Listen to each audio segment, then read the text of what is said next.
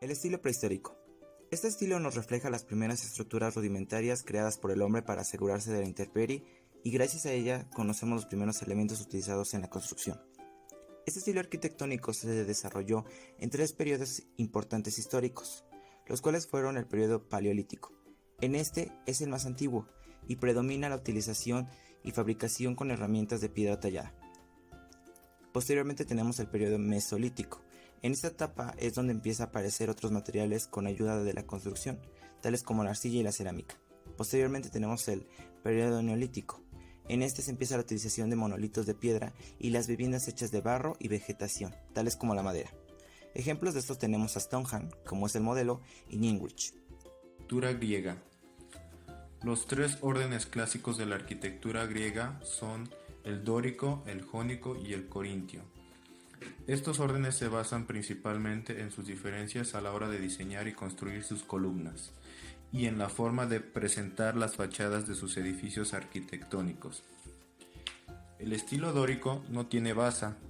Las columnas comienzan desde el pedestal directamente por el fuste, compuesto de tambores robustos de sección circular. Está acanalado en sus bordes formando 20 estrías. Estilo jónico. El pedestal sobre el que descansa la columna comparte rasgos como el dórico, pero a partir de la base de la columna ya vemos las principales diferencias. Su base está formado por una escocia y dos toros. La escocia se le llama a la hendidura y dos toros a los salientes por encima y por debajo de esta. El fuste jónico es de sección circular y aunque tiene un ligero énfasis o estrechamiento en la parte superior, este no es tan marcado y evidente como el estilo dórico. La mayor altura de las columnas jónicas convierte este efecto en mucho más discreto. El estilo dórico y el estilo jónico aparecen al mismo tiempo en el comienzo de la arquitectura griega. El corintio es una evolución tardía del orden jónico. El corintio es el más ornamentado y elegante de los tres órdenes griegos existentes. A grandes rasgos, tienen las mismas características que el orden jónico, pero ahora su capitel se encuentra decorado con hojas de acanto, cuyos tallos dan lugar a una especie de volutas o espirales. El estilo etrusco. Entre las principales aportaciones del estilo etrusco se encuentra la búsqueda del verismo, es decir, la realidad sin idealizaciones. Pues por ejemplo las tumbas fueron construidas de tal forma que parecen casas. La arquitectura etrusca fue uno de los pilares de lo romano y sus características principales son las siguientes. La piedra fue un material básico empleado por los etruscos y su arquitectura, y aunque de mala calidad, lo usaron como refuerzo para basamentos y otras construcciones. El mármol no fue usado y la madera fue útil para las cubiertas. Asimismo se usaron las tapias y el ladrillo cocido. La arquitectura romana trajo consigo diversas necesidades. Es por ello que también presenta diversas características. Es una arquitectura caracterizada por la monumentalidad. También es utilitaria, práctica y funcional. Esto lo podemos ver en algunas obras de su arquitectura civil, militar, basílicas, etc. Es una arquitectura que es dinámica. Como consecuencia, tenemos el empleo de elementos constructivos como el arco y la bóveda. Un ejemplo de ello es el arco de Tito. Es un arco del triunfo en el cual podemos encontrar elementos como una bóveda de cañón artesanado en el interior.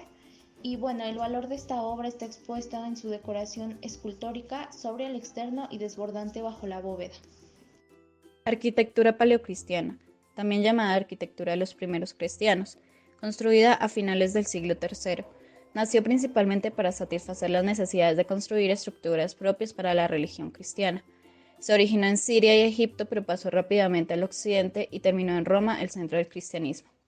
En su estilo se destacan dos tipos de estructuras: las catacumbas, las cuales eran necrópolis clandestinas, excavadas en la roca blanda del subsuelo romano hasta con 4 niveles de profundidad. Eran plantas laberínticas con cubículos excavados en las paredes donde se colocaban los difuntos en posición de cúbitos supino. Y las basílicas. Cada basílica tenía la forma de una cruz latina, con 3 o 5 naves, arcadas y columnatadas, cubiertas por techos armados con madera. Más tarde, también se adoptó el plan centrado con influencia oriental formadas cruzadas circulares, octagonales o griegas y cubierto con cúpulas. Uno de estos ejemplos puede ser el baptisterio de San Juan de Letrán, el cual expone ese. Arquitectura bizantina. La pechina es un componente estructural usado en arquitectura para dar sustento o aguantar una cúpula, además de soportar la carga de la cúpula para reforzar sus bases. La pechina sirve como un elemento de unión entre dos formas geométricas, el círculo de la cúpula con un cuadrado que forma el área que queda protegida por este domo.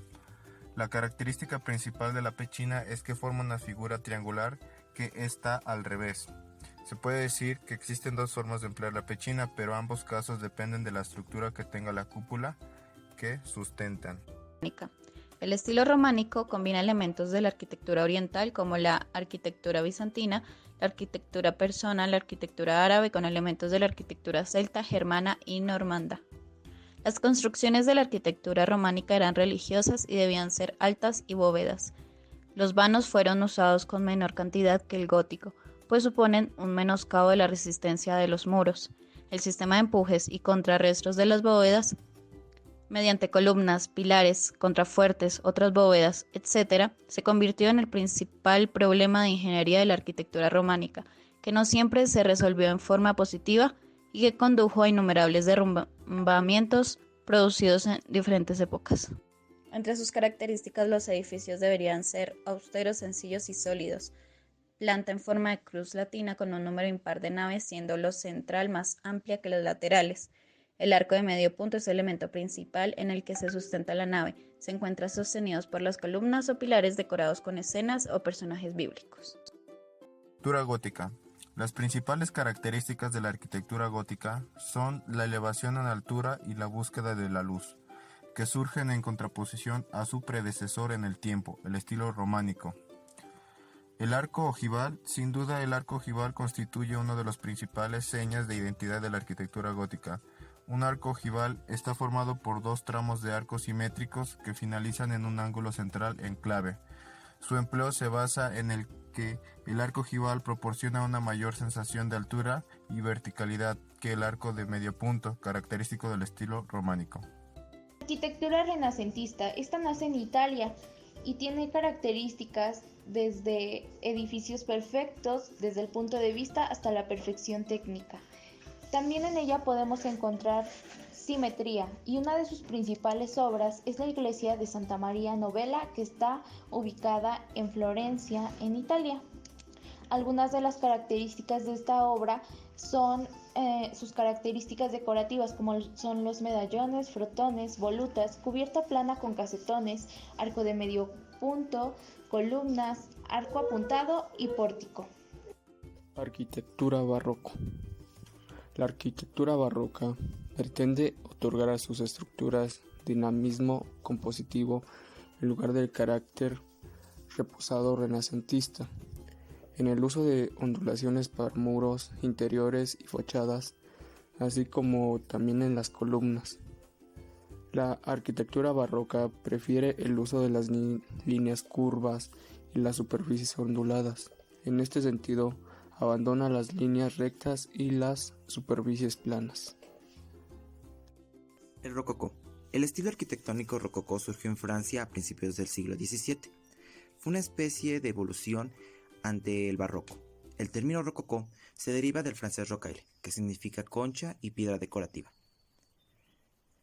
Este estilo arquitectónico se caracterizaba en la utilización de conchas, moluscos y vieras, con formas dinámicas y asimétricas, varios rizos en forma de S y C, y brotes de flores naturalistas, y un adorno floral en forma de onda. Hay motivos chinos, exóticos y patrones de trama.